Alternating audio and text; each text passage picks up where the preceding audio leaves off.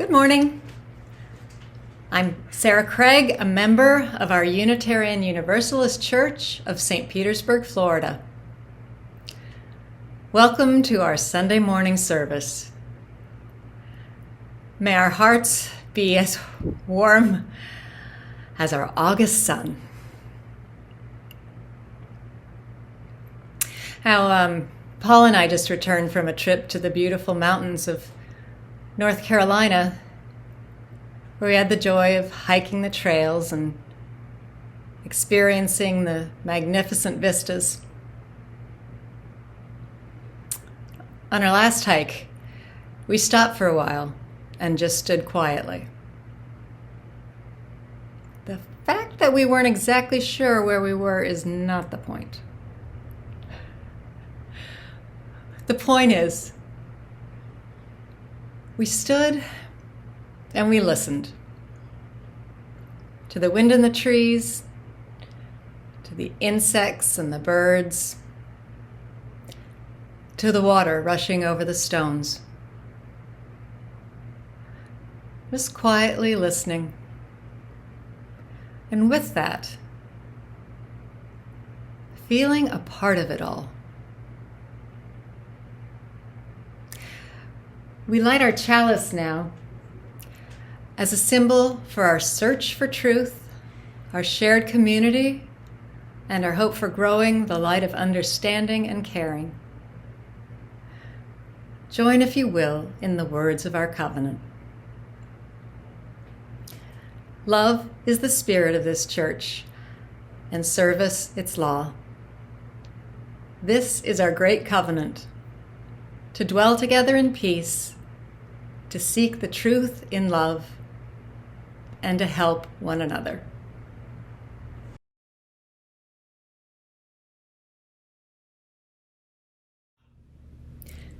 We begin with an invocation in this poem, Song of the Universe, by Manish K. Mishra Marzetti, who was for a brief time the minister here at UUSP. Listen carefully. Can you hear the song? The one sung for you when you were born? The song sung by a cosmos in motion, rejoicing at your life? You, the result. You, the outcome. You, the celebration. Listen carefully. Can you hear it still? A song of possibility, a reminder that we still have time to be who and what we need to be. Listen carefully. The vast expanse echoes a recognition that it's not always easy. Possibilities can be hard to pursue. Roads not taken, wrong turns, destinations that disappoint. Through this, the song persists. The universe sings no less because time and space wear us thin. The music calls us to recognize our limitations, to recognize the song is best sung with others. Here, in community, bringing alive that most primordial and original impulse, the desire to sing to the universe who we are, to celebrate and share our lives with others.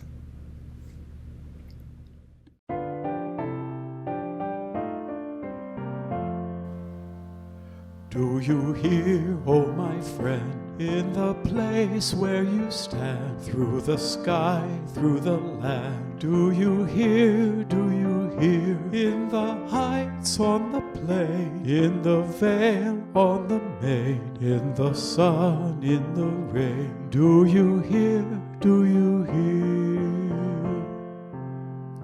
Through the roar, through the rush, through the throng, through the crush, do you hear in the hush of your soul, hear the cry, fear won't still, hear the heart's call to will, hear a sigh, startling trill in your soul, in your soul. From the place where you stand to the outermost strand, do you hear, oh my friend? Do you hear, do you hear? All the dreams, all the dares, all the sighs, all the prayers, they are yours, mine and theirs. Do you hear, do you hear?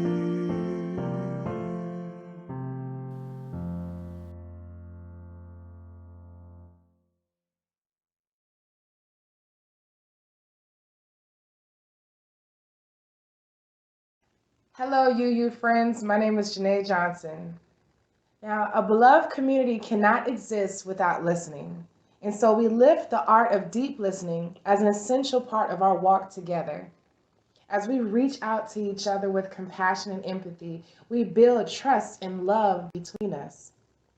Do you remember a time when someone listened, and because they're listening, their understanding and kindness, you felt less alone and more able to take the next? It is a sacred space to experience empathy and deep listening. So please enjoy this short video that speaks to the power of being heard. Thank you.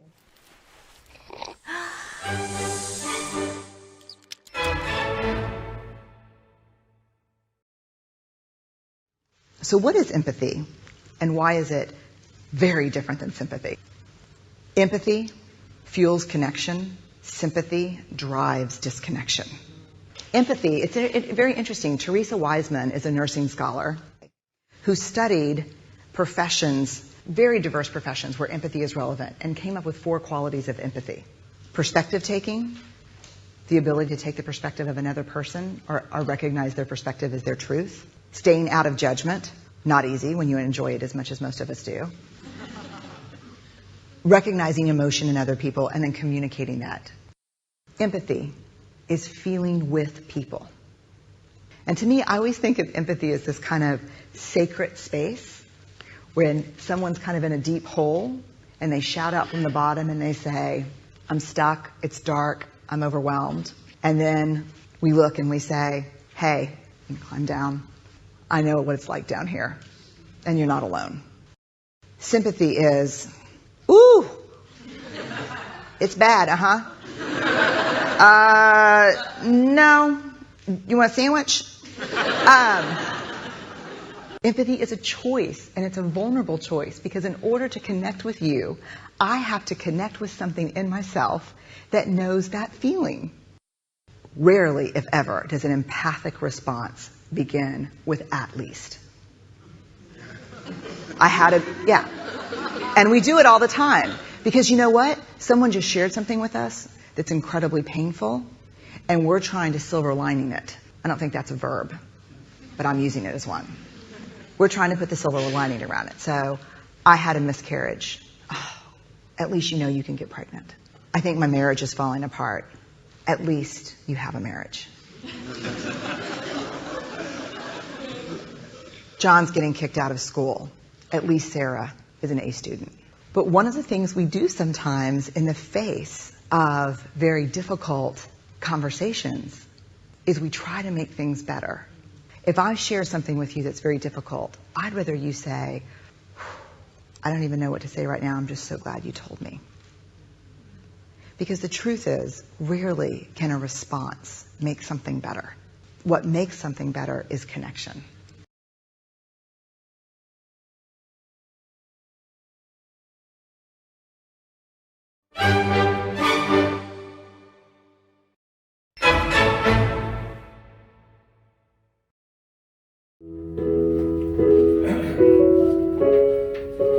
This is a song by Holly Near.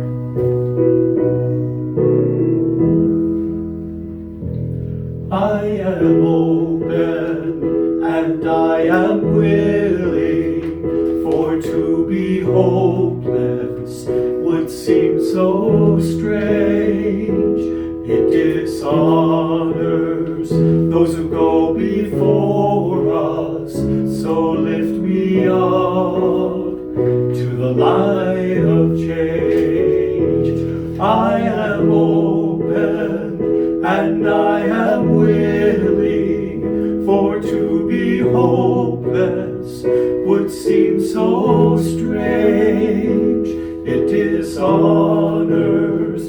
those who go before us. So lift me up to the light of change. There is a hurting in my family, and there is sorrow in my town. There is a panic all across the nation, and there is wailing the whole world round. But I am open and I am willing, for to be hopeless would seem so strange. It dishonors those who go before us. So lift me up to the light of change. May the children see more clearly, and may the elders be more wise. May the winds of change caress us, even though they burn our eyes. I am open and I am willing, for to be hopeless would seem so strange. It dishonors those who go before us. So lift me up to the light of change. Give me a mighty oak to hold my confusion. Give me a desert to hold my fear. Give me a sunset to hold my wonder. Give me an ocean to hold my tears. I am open and I am willing, for to be hopeless would seem so strange. It dishonors those who go before us. So lift me up to the light of change. So lift me up to the light of change.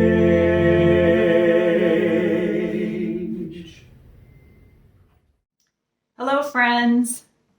I'm reporting in on my journey towards ordination as a Unitarian Universalist minister. It is also a thank you to the congregation for supporting my candidacy application, which included an endorsement from the Board of Trustees in 2019. The sponsorship isn't financial. It is, quote, indicating the confidence in the applicant's potential and suitability for ministry, and a belief that there is evidence that the person seeking fellowship is committed to upholding our faith tradition. The experience has been affirming and life-changing for me, and also, truthfully, I've had some doubts along the way.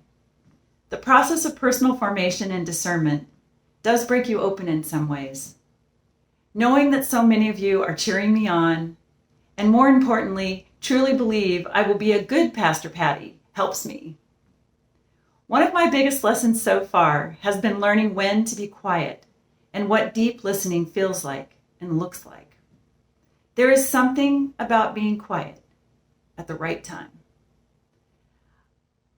I've been learning that through the pain and the joy of practicing. Thich Nhat Hanh said, listening carefully to what I can hear within myself and what I hear around me is also changing me. Because, as you know, I'm super relational and gregarious by nature, and I tend to learn better and process things better out loud, I am sometimes making noise when it would be better to be quiet. If I was a different animal than human, I'd be the kind that likes to live in a pack. I'd be saying to my animal family, hey, I found a cave. You want to check out this cool cave? Let's get some beer and hot dogs and plan a cave party. As you might imagine, my parents were sometimes exhausted by me. I was always organizing a front yard carnival to raise money for a girl in our neighborhood who needed a kidney, or launching a cake decorating business to earn money for our middle school drill team. I used to sew my own clothes, mostly because my parents wouldn't buy us all the clothes we wanted, but they would buy us all the fabric we wanted. I would burrow myself into the sewing room and come out regularly to share my progress. Look, Dad, I've got the side seam done. Look, Dad, I put in the left sleeve. Look, I put in the zipper.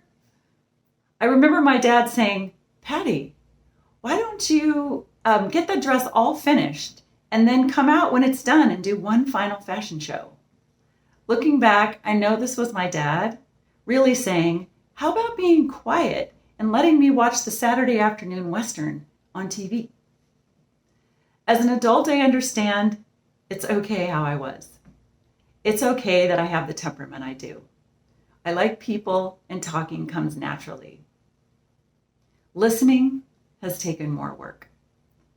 I'm finding out that I can feel deep listening in my body. It starts in my ears, of course, but it ends up feeling like it hovers around my heart. I'm so curious how other people can tell when they're really listening. One of my teachers and a UU minister, Reverend Karen Hutt, said that listening is a verb, something we learn how to do, like walking, swimming, or riding a bike. And it is the action we learn that makes it so we can give each other safety and hope. One day in our pastoral care class, she told us that part of our personal formation is not just about becoming secure in our own belief systems. She said, we have to be open to other people's theology and help them through using their belief system, not our own. This is not always an easy task. I've had moments in my ministry studies when I wondered, how will I connect with someone who believes that everything happens for a reason, or God won't give us more than we can handle? Ideas that don't resonate spiritually for me.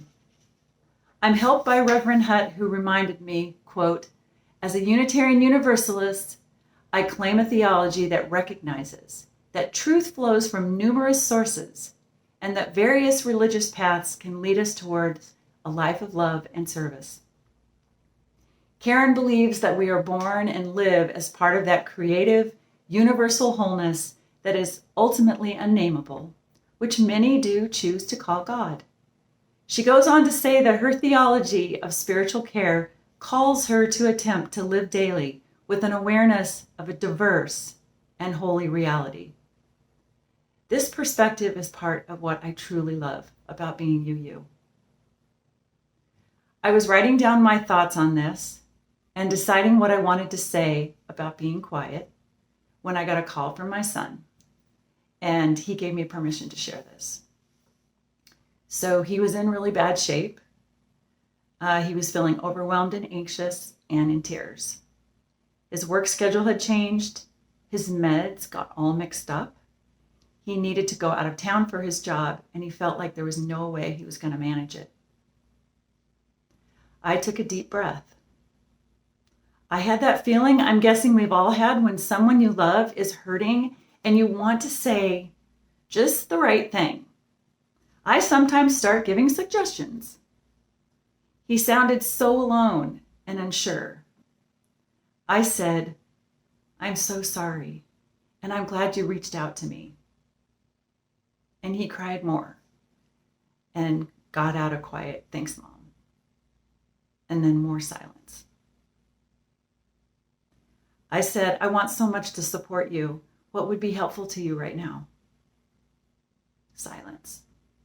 And I started feeling a little panicky, but I waited to hear his voice. He finally said, Mom, I think I need you to say that you know I can do it. So I said that. Then he got off the phone and we texted back and forth during the day, him telling me what he was doing and me telling him things like, sounds like a good choice, and you got this. It felt like a listening miracle, almost like a song in my heart. One of my seminary classmates, who's a singer, said recently that when we sing with other people, music truly becomes a conversation. I think James and John would agree with this. George said, "Perhaps you define singing as opening your mouth, taking a deep breath, and letting the tone come pouring out." But you'd be only half right. The other half of singing is listening.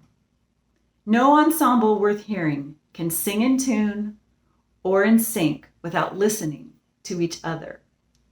George said he thinks a choir is a conversation and a metaphor for community, and suggested that we can't create beloved community through talking or singing alone.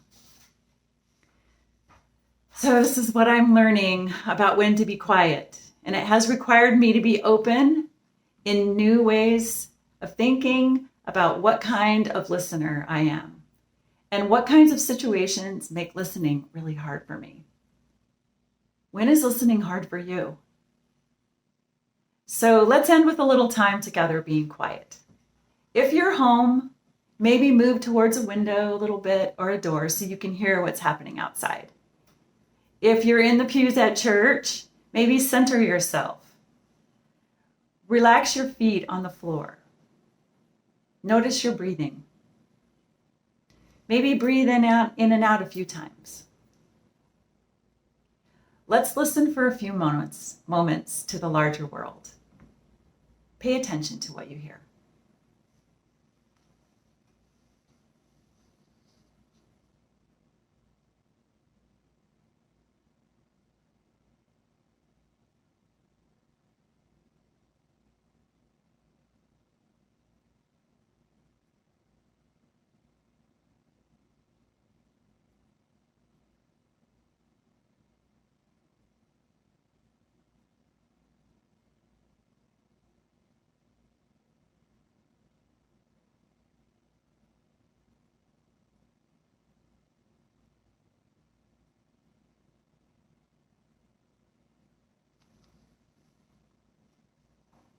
What do you hear?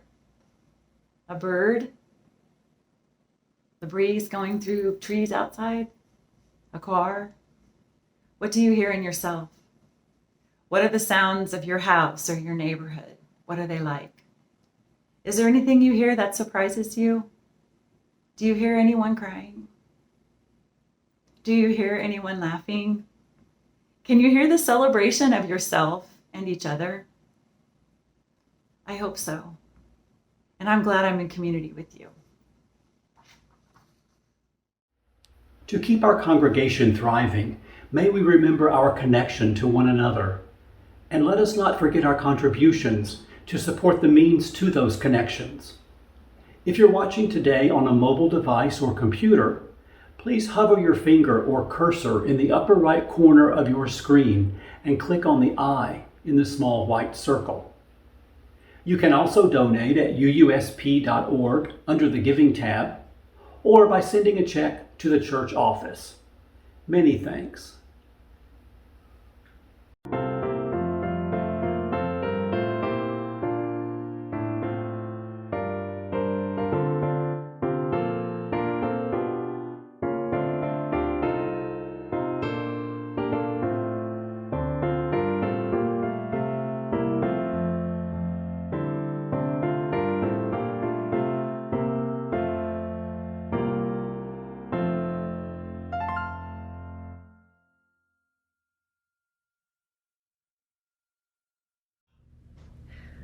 A few announcements before we close. From the new Minister Support Team. Reverend Ben Atherton Zeman arrives today. He'll be working part-time for 2 weeks, then full-time starting August 15th. And we'll get to see him speak on our YouTube service next week, the 8th. So as you can imagine, he's super busy getting settled in. The Minister Support Team will be organizing opportunities so all of us can get to know Reverend Ben. And now, as our service ends, we remember together the words of the song by James and John. All the dreams, all the dares, all the signs, all the prayers, they are yours, mine, and theirs. And now we extinguish our chalice with these closing words together. We extinguish this flame, but not the light of truth, the warmth of love, or the fire of courage.